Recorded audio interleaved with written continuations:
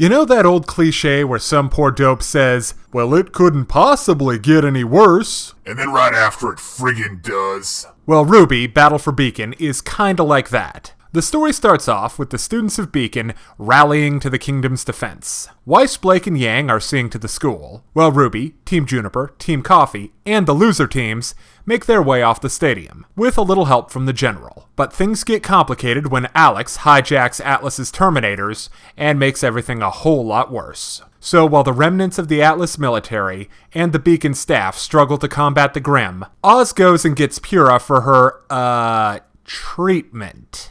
And the episode ends with the cherry on top of this Sunday, a supersized Grimm dragon. Okay, so we're continuing the downward slide toward complete disaster. And honestly, I think the relatively short runtime of your average Rwby episode is starting to hurt it. We're following Team Rwby, which is in 3 separate locations, Team Juniper, Team Coffee, and the other teams, as well as the background stuff with the adults, and frequent asides to see what the bad guys are up to. It all feels so rushed and confused, and I think it's really just a time thing. If the episode were 5 or so minutes longer, then the pacing would feel a lot less rushed.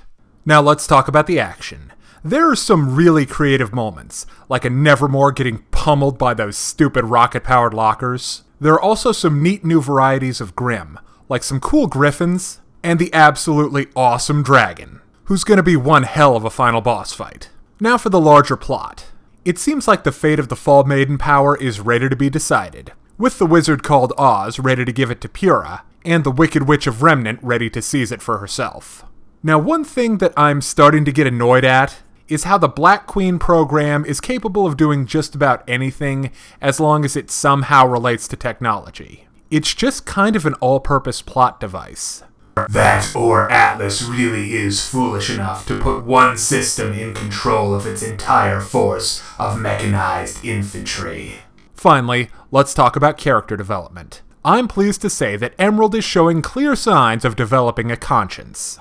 We sort of get hints of this in that episode with Cinder's backstory, but now the green-haired Cutpurse is in the middle of a crisis. So hopefully by the end of the season, Emerald will be joining the good guys. Okay, now it's time to break down the good and the bad in Rwby, Battle for Beacon. On the good side, this episode has all new Grimm, neat action, and character growth for Emerald. On the downside, this episode has rushed pacing, it ends on a cliffhanger, and there are some plot contrivances. So I give Rwby, Battle for Beacon a 3.5 out of 5. Now, if you're interested in more reviews of anime, movies, TV shows, comic books, or video games, check out my channel on YouTube at StupidPrivate913, or find my Facebook and Deviantart pages for video updates and more. Thank you for watching. Hey kids, today's show is brought to you by the letter 4 and the number potato! I'm a stupid private.